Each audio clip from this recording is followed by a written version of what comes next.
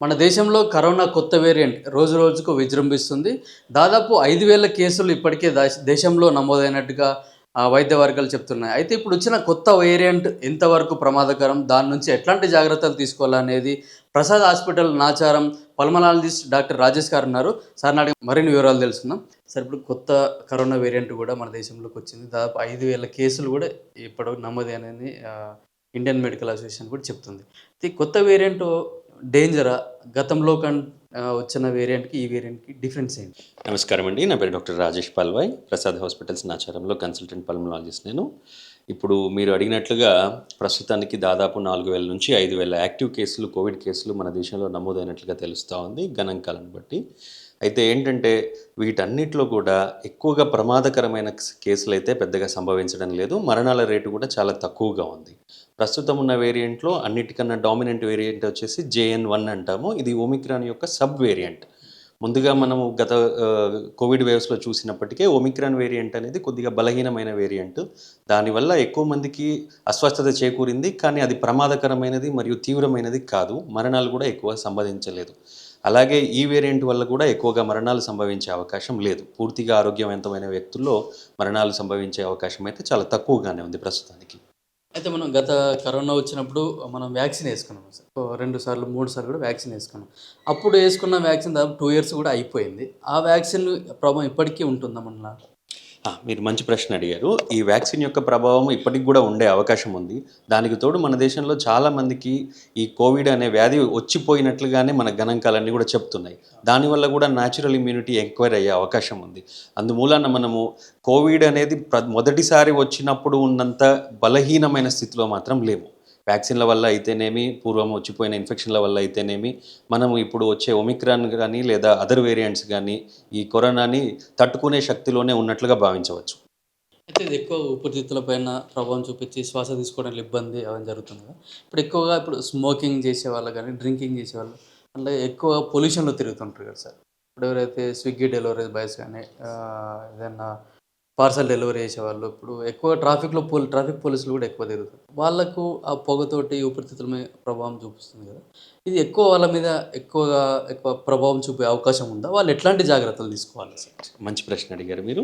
ఎప్పుడైనా గూడా మనము ఏ వ్యాధినైనా గూడా తట్టుకొని నిలబడాలి అంటే, మన లోపల ఉన్న ఇన్నేట్ ఇమ్యూనిటీ అంటాం. ఇది స్వతహాగా వచ్చిన ఇమ్యూనిటీ, వ్యాధి నిరోధక శక్తి. అది ఖచ్చితంగా గట్టిగా ఉండవలసిన అవసరం ఉంటది.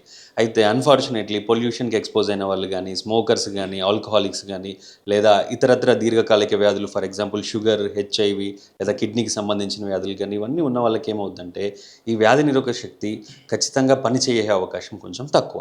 అందుమూలాన నేను చెప్పిన కేటగిరీలో ఉన్న వాళ్ళందరికీ గూడా ఒకవేళ కరోనా గనక సంభవిస్తే అది తీవ్రమైన వ్యాధిగా రూపుదిద్దే అవకాశం కొంచెం ఎక్కువగానే ఉన్నట్టుగా భావించవచ్చు. దాని నుంచి మనం అవాయిడ్ చేయాలి అనుకుంటే గనక ఒకటి పొల్యూషన్‌ని అవాయిడ్ చేయడానికి ఏం చేయాలో అది చేయాలి. For example masks. పొల్యూషన్ తక్కువగా ఉన్న ఏరియాలో ఉండడము. హెల్మెట్స్ పెట్టుకోవడము టూ వీలర్ వాళ్ళైతే గనక. ట్రాఫిక్ పోలీసులైతే మాస్కులు ఖచ్చితంగా ధరించడము. ఇవి చేయాలి. తర్వాత వేరే దీర్ఘకాలిక వ్యాధులు ఉన్న వాళ్ళైతే ఎవరైతే ఉంటారో ఫర్ ఎగ్జాంపుల్ షుగర్ పేషెంట్స్ ఉన్నారనుకోండి. ఆ షుగర్‌ని ప్రాపర్‌గా ట్రీట్ చేసుకుంటూ దాన్ని కంట్రోల్‌లో పెట్టుకుంటే వ్యాధి నిరోధక శక్తి మంచిగా పనిచేసే అవకాశం ఉంటది. ఆ విధంగా మనము ఈ కరోనా వ్యాధి ఒకవేళ సంభవించినప్పటికి కూడా అది తీవ్ర రూపం దాల్చకుండా ఉండడానికి ప్లస్ మరణాలు సంభవించకుండా ఉండడానికి మనం ఆపుకునే అవకాశం ఉంది. ఇప్పుడు ఈ వర్షాకాలం స్టార్ట్ అయినప్పుడు ఎక్కువగా అస్తమా పేషెంట్లు చాలా ఇబ్బందులు ఎదుర్కొంటారు. వాళ్ళు ఎట్లాంటి జాగ్రత్తలు తీసుకోవాలి? రైట్. ఆస్తమా పేషెంట్‌లొచ్చేసి ఏంటంటే, వీళ్ళ యొక్క ఊపిరితిత్తులు గానీ, వీళ్ళ యొక్క గాలి లోపలికి తీసుకుపోయే గొట్టాలు గానీ, హైపర్ సెన్సిటివ్‌గా ఉంటాయన్నమాట. అంటే అతిగా స్పందించే గుణాన్ని కలిగి ఉంటాయి. ఈ అతిగా స్పందించే గుణం అనేది దేని వల్లనైనా గూడా ట్రిగ్గర్ అవ్వచ్చు. ఫర్ ఎగ్జాంపుల్ ఇన్ఫెక్షన్స్ లేదా cold weather, cold air, cold items కొంతమందికైతే తినే పదార్థాల వల్ల కూడా అది ట్రిగ్గర్ అయ్యే అవకాశం ఉంటది. సో, వీటిల్లో కొన్ని మనం ఆపుకోగలిగిన వాటిని ఆపుకోవచ్చు. ఆ పేషెంట్‌కి తెలుస్తుంది. పలానా అది చేస్తే నాకు ఎక్కువ అయ్యే అవకాశం ఉంది అని. కానీ కొన్నిటిని ఆపడానికి కుదరదు. ఫర్ ఎగ్జాంపుల్ కోల్డ్ వెదర్, చల్లటి గాలులు.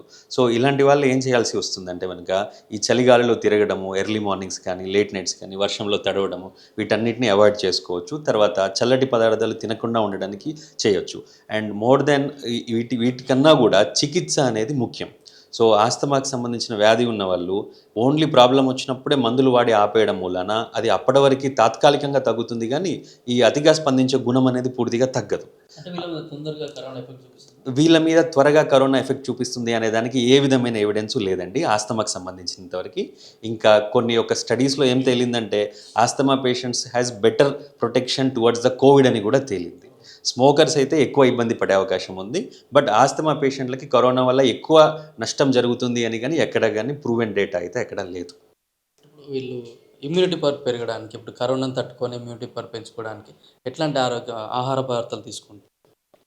మామూలుగా రొటీన్గా దీనికి స్పెషల్గా ఇమ్యూనిటీ అంటూ ఏమీ లేదండి. మామూలుగా హై ప్రోటీన్ డైట్, వేరే ఏ రకమైన వ్యాధులు లేవు, ఏ రకం ఫర్ ఎగ్జాంపుల్ షుగర్ కానీ బీపీ కానీ గుండె జబ్బులు కానీ ఏమీ లేవు, నార్మల్ ఇండివిజువల్స్ అయితే కనుక డ్రై ఫ్రూట్స్ ఎక్కువ తీసుకోవడము, తర్వాత విటమిన్ సప్లిమెంట్స్ తీసుకోవడము, ఇవన్నీ చేయొచ్చు.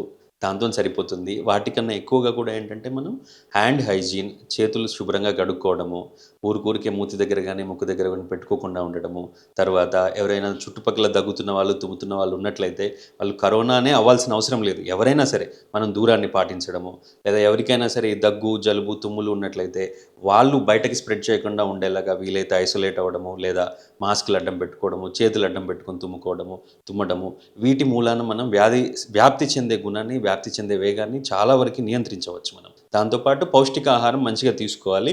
మెయిన్గా ఏంటంటే చెడు అలవాట్లు ఉండకూడదు. ఆల్కహాల్ కానీ, స్మోకింగ్ కానీ, జంక్ ఫుడ్ కానీ ఇవి తక్కువగా చేయాలి. సాధ్యమైనంత వరకు natural food, fibre food, dry fruits ఇవి తీసుకుంటే కనుక మనం ఇమ్యూనిటీని మంచిగా కాపాడుకోవచ్చు. చిన్న పిల్లలు వాళ్ళు ఉన్నారనుకోండి, వాళ్ళ వాళ్ళ పట్ల ఎట్లాంటి జాగ్రత్తలు తీసుకోవాలి? ఇప్పుడు చలికాలంలో కానీ, ఇప్పుడు కరోనా వేరియంట్ కూడా కొత్తది వస్తుంది కదా, ఇప్పుడు స్కూళ్ళలోకి వెళ్తుంటారు పిల్లలు, ఇప్పుడు స్కూల్ కూడా స్టార్ట్ అయిపోతున్నాయి, కొత్త వేరియంట్ కూడా వస్తుంది, వాళ్ళు ఎట్లాంటి జాగ్రత్తలు తీసుకోవాలి? తల్లిదండ్రులకు మీరు ఇచ్చే సూచన ఏంటి? మామూలుగా చిన్నపిల్లల విషయంలోనే మనం ఎక్కువగా భయపడాల్సిన అవసరం ఉంటుంది. ఎందుకంటే వాళ్ళకి ఏమవుతుందో, ఏం జరుగుతుందో అనే భయం ఒకటి ఉంటుంది. ప్లస్ వాళ్ళకి ఏమవుతుంది అనేది వాళ్ళు కూడా ఖచ్చితంగా చెప్పే సిచ్యువేషన్లో ఉంటారు. అలాంటప్పుడు ఏంటంటే ఇప్పుడు స్కూల్ స్టార్ట్ అయ్యే సీజన్ ఉంది కాబట్టి not only Covid, any respiratory infection fastly ఎక్కువగా స్ప్రెడ్ అవుతుందన్నమాట. స్కూల్ క్లాస్లో ఒక 2-3 పిల్లలకు ఉందంటే అది ఒక 1 వీక్ 10 డేస్లో దాదాపు అందరికీ వచ్చేసే అవకాశం ఉంటుంది. అలాంటప్పుడు ఏంటంటే ఎవరైతే సిక్గా ఉన్నారో, రెస్పిరేటరీ ఇన్ఫెక్షన్తో ఉన్నారో వాళ్ళని 1 or 2 డేస్ ఇనీషియల్ డేస్లో కొంచెం స్కూల్కి పంపించకుండా ఉంచడం చేయవచ్చు. రెండవది వచ్చేసి ఆ పిల్లలు ఎక్కువగా కలవకుండా ఉండడము, తర్వాత హ్యాండ్స్ ఊరికే వాష్ చేపించడము, ముక్కు దగ్గర మూతి దగ్గర పెట్టుకోకుండా చూడడము, తర్వాత డెస్క్స్, డోర్ నాబ్స్ వీటినన్నిటిని కూడా స్కూల్కి సంబంధించిన సిబ్బంది ఫ్రీక్వెంట్గా క్లీన్ చేయడము, డిస్ఇన్ఫెక్టెంట్ ద్వారా క్లీన్ చేయడము, ఇలా చేసి ఈ స్ప్రెడ్ని మనం నిరోధించే అవకాశం ఉంది. చూశారు కదా, పల్మనాలజిస్ట్ రాజేష్ పాల్వాయ్ గారు చెప్పినట్టుగా మనం జాగ్రత్తలు తీసుకుంటే వచ్చే కోవిడ్ వేరియంట్ను కూడా మనం ఎదుర్కోవచ్చు. కెమెరామెన్ రూపాల్తో కిరణ్ కుమార్, పల్లవి టీవీ, హైదరాబాద్.